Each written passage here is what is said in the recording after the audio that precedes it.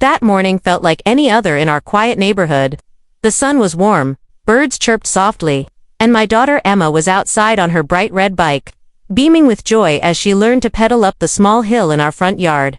I was off duty, from my law enforcement job, simply enjoying a rare day to spend with her. It was peaceful, exactly what any parent would want. Suddenly, that peace shattered. A sleek black SUV screeched to a stop near our driveway. Two figures jumped out, a woman and a man, both carrying clipboards and wearing badges that seemed official. But I immediately knew something was off. Their eyes were cold, and their posture rigid, as if they had rehearsed this moment for days. Before I could even react, the woman stepped forward and spoke in a clipped mechanical voice. "Sir, we have an urgent child welfare concern. We've received a report that this child is unsupervised and in danger. Per protocol, we must temporarily remove her for safety verification." My heart slammed against my chest. I stared at her in disbelief. "Are you kidding me? That's my daughter. I'm right here." But they ignored me. The man moved closer to Emma, his hand reaching toward her bike. Emma's smile faded. She looked up at me with wide eyes, clutching the bike's handle tightly. "Daddy." The seconds felt like hours. 3 minutes. That's all the time they needed before attempting to take my daughter from my front yard. I didn't hesitate. I pulled my law enforcement badge from my wallet and held it out firmly. "Step back," I said, voice low but unyielding. "You have no authority to remove my daughter." They froze for a moment. The woman blinked, then said, "We are following procedure." I shook my head. "You're HOA volunteers, not police. You have no training or legal right to do this. Step away, or you'll face consequences." Emma ran into my arms, trembling. I held her tight, anger rising in me like a storm. How dare they try to intimidate us like this? The woman cleared her throat and said nervously, "We had an anonymous complaint." "Who filed it?" I demanded. They looked at each other, avoiding my gaze. The man whispered, "It was someone from the HOA board." My blood ran cold. Later, I found out the real story. The complaint wasn't about safety at all. It was a malicious move by Greg, the HOA vice president, the same man I'd confronted weeks ago over a property line dispute. He was using his power to threaten me, hoping to scare me into backing down. They wanted to punish me by targeting my daughter, but they underestimated who they were dealing with. I'm not just a homeowner. I'm law enforcement. And I was ready to turn the tables. 3 minutes of chaos. 3 minutes of fear. But those 3 minutes sparked a battle far bigger than I imagined. Next up, how I exposed Greg's dirty tactics in front of the entire HOA board, and how my presence as law enforcement flipped the power dynamic completely. The moment I learned that Greg, the HOA vice president, was behind that anonymous complaint, I knew this wasn't just some misunderstanding. This was personal. It was retaliation. A dirty tactic to intimidate me and my family because I stood up for what was right. I decided to act fast. That evening, the HOA held their monthly board meeting at the community center. I wasn't a member of the board, but I had every right to attend as a homeowner. More importantly, I had a plan. The room was packed with neighbors, some curious, some skeptical. Greg was there, wearing his usual smug expression, clearly unaware of the storm heading his way. When it was my turn to speak, I stood up calmly, but inside, my heart was pounding. "Good evening," I began. "I'm here to address a serious abuse of power that took place just this morning." Heads turned. Whispers began. I pulled out my phone and played the video I'd recorded earlier, the moment the HOA compliance team tried to take Emma from my yard without any legal authority. The room fell silent as the clip played. The camera captured everything: their approach, their claim, and most importantly, my clear badge and warning. Greg's face turned pale. Some neighbors gasped. "That wasn't just a mistake," I said firmly. "It was a deliberate attempt by the HOA vice president to use an anonymous complaint to harass my family and try to remove my daughter." I called Greg out directly. "Greg, you used the HOA's power to file a false complaint against my child." "Why?" he stammered, trying to regain composure. I was concerned for the community's safety." I shook my head. "No. You were punishing me for standing up about the property line dispute." Whispers grew louder. Then I dropped the bombshell. "As a law enforcement officer, I take these threats seriously. Not only is this harassment, but it could also be illegal using HOA authority to intimidate a family." Greg tried to interrupt, but I wasn't done. I've filed a formal complaint with the county authorities about your conduct and the HOA's role in this reckless behavior." The room erupted in murmurs and side conversations. The HOA president shifted uncomfortably in her seat. One neighbor, a longtime resident, stood up. "This isn't how we expect our community to be run. We want safety and respect, not power plays." Others nodded. Some murmured agreement. The board meeting quickly lost its usual routine. Questions were fired at Greg and the compliance team. Their once confident demeanor cracked under pressure.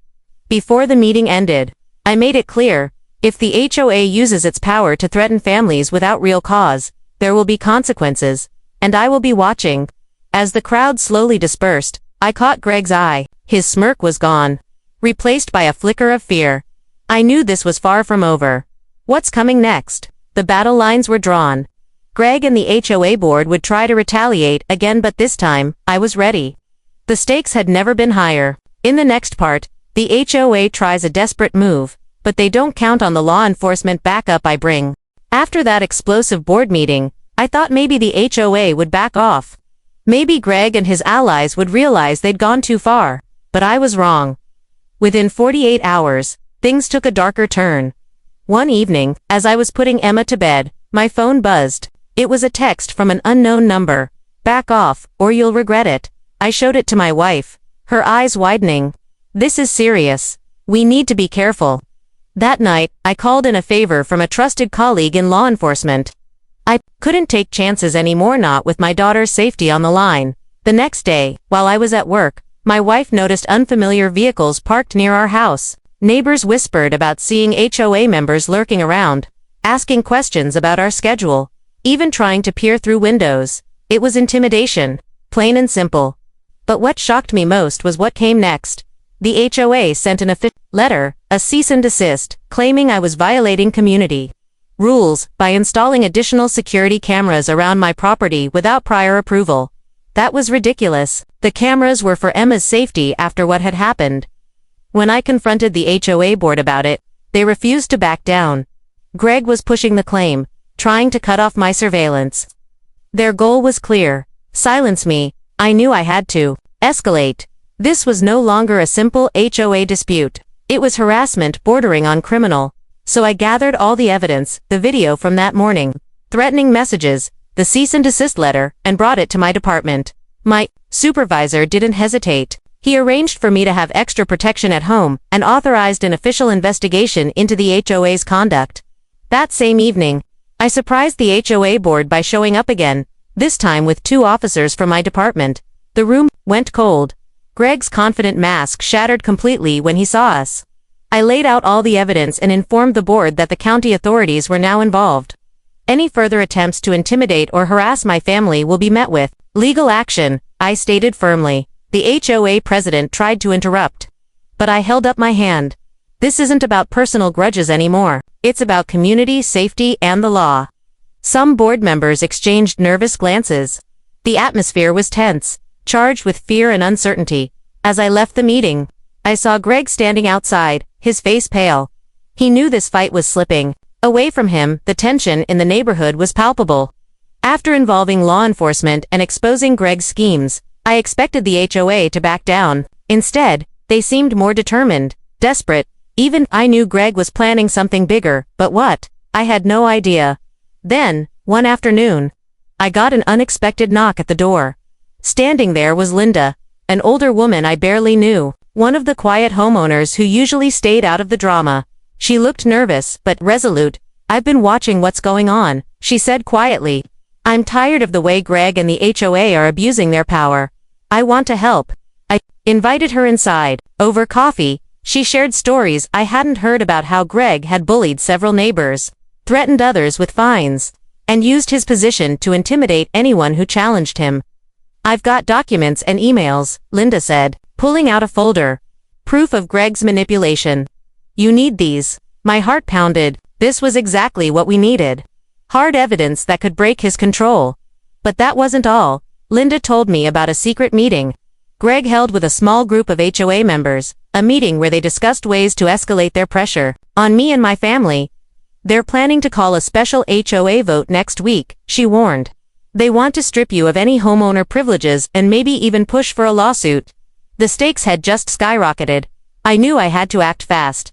I contacted my department and arranged for legal counsel to join me at the next HOA meeting. This time, I wouldn't just be a homeowner or law enforcement officer, I'd have a legal team, ready to expose every dirty move. The day of the special meeting arrived. Greg walked in with that same arrogant smirk, clearly confident he had the upper hand. But then I stood up, backed by Linda and my attorney. I presented the evidence Linda had brought, emails, recordings, and testimonies from neighbors who had suffered under Greg's reign. The room grew quiet. Greg tried to deny everything, but the proof was undeniable. One by one, board members began to distance themselves from him. The tide was turning. Just when I thought we had won, Greg made a shocking move. He accused me of violating HOA rules by posting defamatory content about the board on social media. The room erupted in chaos. Some residents looked confused, others angry. I smiled calmly. That's not true. What I've shared is the truth, and it's protected speech, and with my department and legal team involved, any baseless accusations will be dismissed. The board chair called for a vote, whether to remove Greg as vice president. The count was clear. Greg was out. The aftermath with Greg's removal, the neighborhood began to breathe again. The harassment stopped. The threats disappeared, and for the first time in months, I could look at Emma and know she was safe. But I stayed vigilant.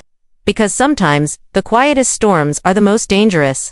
With Greg removed as vice president, it felt like a weight had been lifted from the entire neighborhood. But I knew better than to think the fight was over.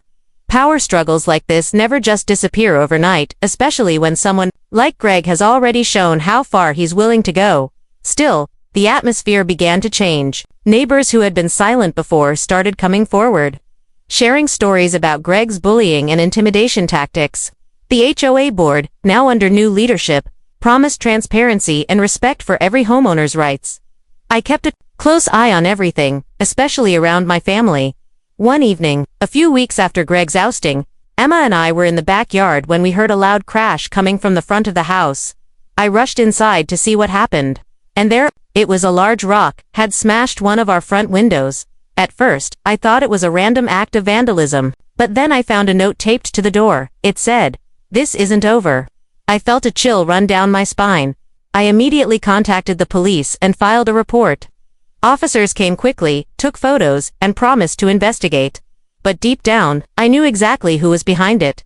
That night, I made a decision. I wouldn't let fear control us. I called a community meeting and invited everyone, neighbors, the new HOA board, local law enforcement, to come together and discuss safety and unity. It was the most well-attended meeting in years. I shared the recent threats and damage but also expressed hope. Together, we can protect our community, I told them, not through fear or intimidation, but through respect and cooperation. The meeting sparked a shift. People who had once kept their distance started joining neighborhood watch groups.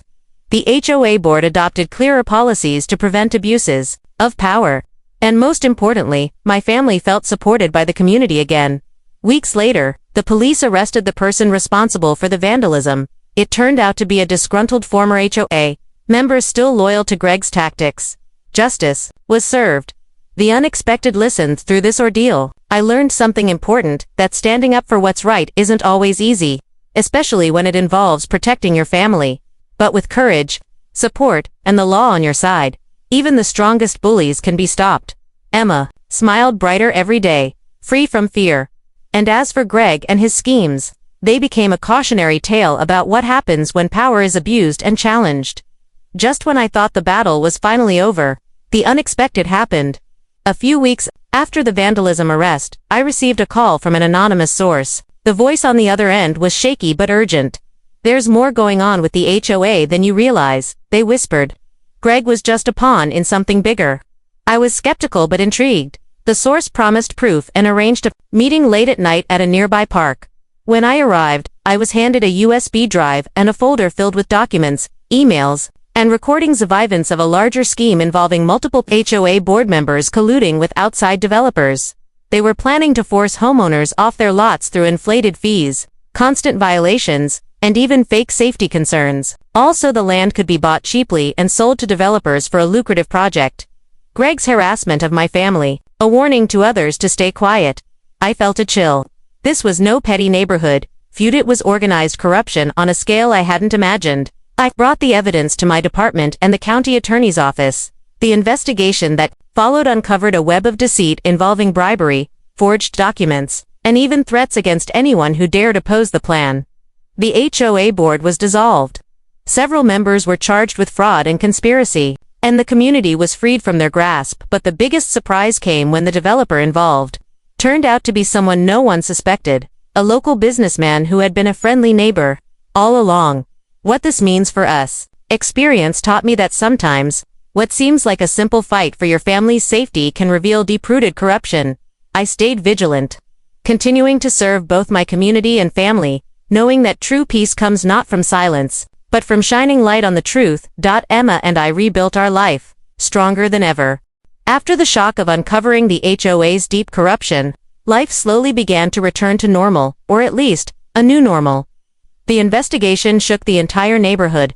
Those who had once feared retaliation started to speak up, joining forces to rebuild trust and safety.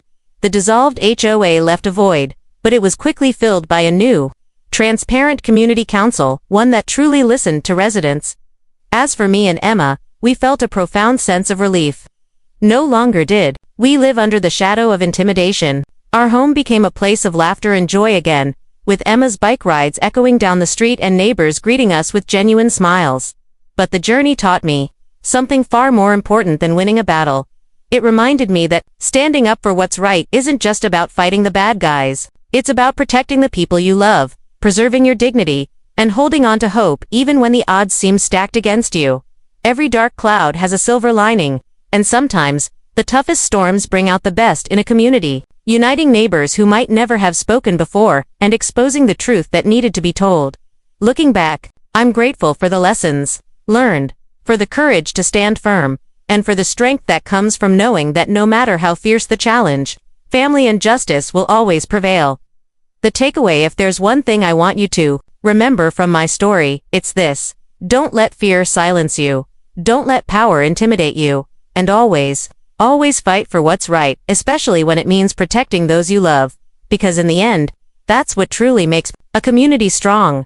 Months have passed since the HOA corruption scandal shook our community to its core, and while the scars of the battle remain, the legacy we built stands stronger than ever. The new community council operates with transparency and respect.